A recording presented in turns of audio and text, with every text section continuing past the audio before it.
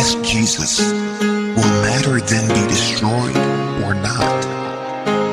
The Savior said, all nature, all things formed, and all creatures exist in and within one another, and they will be dissolved again into their own elements, origins. This is because it is the nature of matter to return to its original elements. If you have an ear to hear, listen to this. Peter said to him, since you have explained all things to us, tell us this also. What sin did the world commit? What sin is in the world?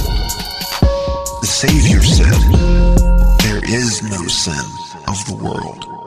Each person makes his own sin when he does things like adultery, in the same nature as adultery. This is called sin. That is why the good came to be among you. He came to restore every nature to its basic root. Then he continued, you become sick and die because you do not have access to he who can heal you. If you have any sense, you must understand this. The material world produced a great passion, desire, suffering, without equal. This was contrary to the natural balance. The entire body was disturbed by it. That is why I said to you, be encouraged, and if you are discouraged, be encouraged when you see the different forms nature has taken. He who has ears to hear, let him hear. When the Blessed One had said this, he greeted all of them and said, peace be with you. Take my peace into you.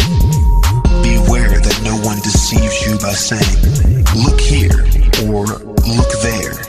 The Son of Man is within you. Follow him there. Those who seek him will find him. Go now and preach the gospel of the kingdom. Do not lay down any rules beyond what I appointed you, and do not give a law like the lawgivers, Pharisees, or you will be held to account for the same laws. When he said this, he departed.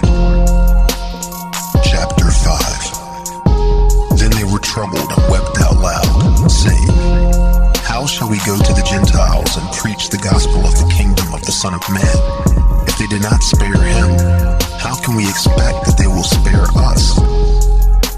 Then Mary stood up, greeted them all, and said to her fellow believers, do not weep, and do not be troubled, and do not waver, because his grace will be with you completely, and it will protect you.